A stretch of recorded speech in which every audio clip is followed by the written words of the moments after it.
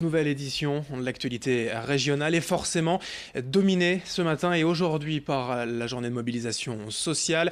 Les fonctionnaires, mais aussi les cheminots, les pilotes et stewards d'Air France seront dans la rue en tout cas aujourd'hui, ce matin et cet après-midi pour dénoncer plusieurs projets de réforme du gouvernement, une nouvelle journée d'action sociale et pour en parler, le secrétaire régional de FO, Force ouvrière pour le service public, Patrice Carré, bonjour. Bonjour. Merci d'avoir répondu à notre invitation. Vous m'invitez, je viens, normal. On sent poindre quand même une mobilisation forte aujourd'hui. Alors, on fera les comptes plus tard. Les manifestations de 95, de 2003, de 2010 ont marqué médiatiquement. On pense aujourd'hui, vous espérez que cette mobilisation peut être de la même teneur ? On espère toujours que la mobilisation sera massive. On le souhaite. Je pense que le ras-le-bol général est là. La situation vis-à-vis du gouvernement ne se débloque pas. Donc je pense qu'on sera nombreux à manifester aujourd'hui dans toutes les villes de France. Les manifestations à l'automne dernier contre la loi travail est passée en ordonnance, n'ont pas servi. Cette fois-ci, vous souhaitez marquer le coup encore plus durement ? Ah mais je crois que c'est...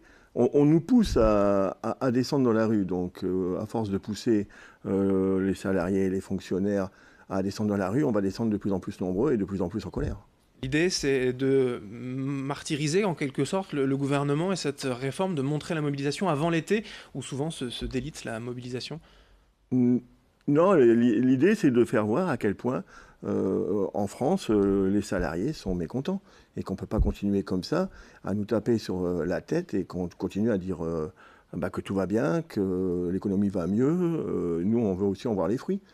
Le président, quand il a été élu, il avait promis que tous les Français seraient servis, quoi. Il avait promis aussi des économies nécessaires. Tout à fait. Mais il ne les a pas promis que sur le dos des salariés. C'est pas parce qu'on prend à ceux qui ont peu pour donner à ceux qui n'ont rien que ça ira mieux. Aujourd'hui, on parle d'une suppression sur le quinquennat de 150 000 fonctionnaires, peut-être 120 000. 122 000, voilà, exactement, 122 000. C'est un chiffre qui, quoi, pour vous, insupportable ? Mais ça veut strictement rien dire et c'est strictement insupportable, puisque d'un autre côté, on est environ 5,5 millions de fonctionnaires, il y a déjà 1 million de contractuels, et on nous propose aujourd'hui de renforcer encore les contractuels, de nous mettre encore des emplois précaires, de nous mettre des emplois qui vont être sur 4 ans ou 5 ans, des contrats de mission, comme ils appellent. On veut entièrement réformer, on veut faire de la fonction publique, qui est un service au service du citoyen, un service marchand à long terme. Il n'y a pas trop de fonctionnaires aujourd'hui en France ? Je pense pas. Je crois que tout le monde est content que quand il emmène ses enfants à l'école primaire et maternelle, il y a des ATSEM qui s'en occupent toute la journée, qui les accompagnent le midi pour manger et autres. On est content que dans les EHPAD, il y a des personnes pour s'occuper des personnes âgées dépendantes. Je crois qu'on ne voit pas le fonctionnaire tel qu'il est.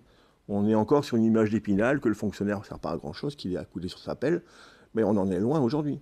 La réponse de cette volonté du gouvernement de passer, comme vous dites, certainement en force via les ordonnances, la réponse, elle est sur le terrain de faire cette grève aussi en force, notamment comme on le voit à la SNCF, 2 jours sur 5 et de mobiliser constamment.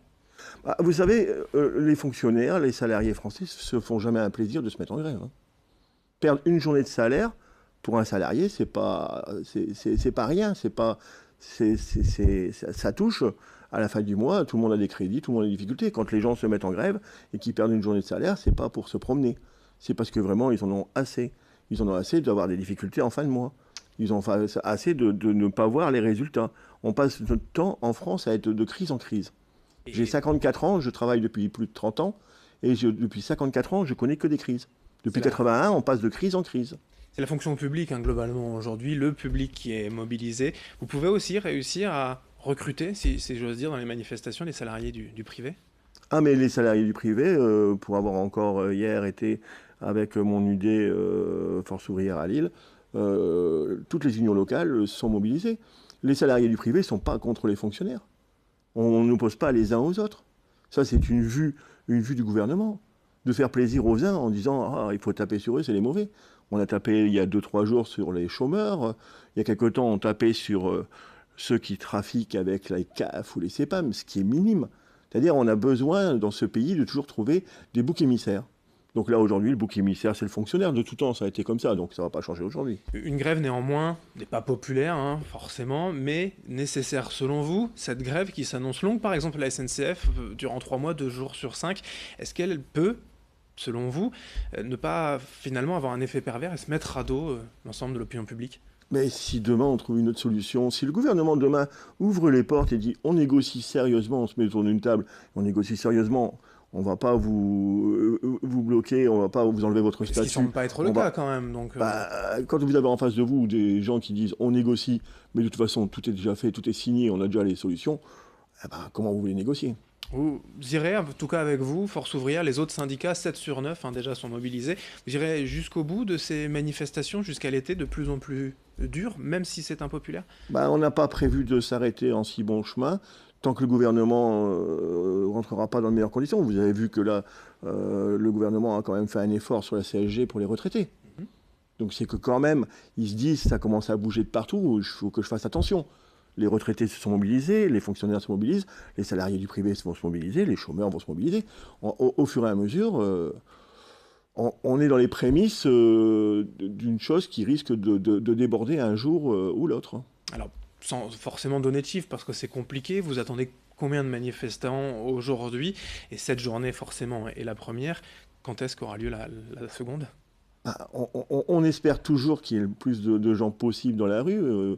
Tout dépendra des villes qui auront réussi à mobiliser. Ça, je pourrais vous le dire demain. C'est un prémisse. Ça a d'autres manifestations qui, à mon avis, vont suivre. Les syndicats vont se rencontrer très rapidement. On va se rediscuter entre nous, de voir Dans combien de temps? la Une suite semaine, 2 semaines? Faut que ça aille vite pour être efficace. mais la rencontre intersyndicale aura lieu très rapidement. À la suite de ces manifestations d'aujourd'hui, on analysera la situation et ce qui nous permettra de voir la suite à donner. On peut rêver, peut-être que ce soir, notre président dira « Je vous ai entendu, on va négocier sérieusement ». Vous pouvez rêver, effectivement. Oui. Patrice Carré, secrétaire régional Force ouvrière, service public, merci d'être venu. Merci à vous de m'avoir invité.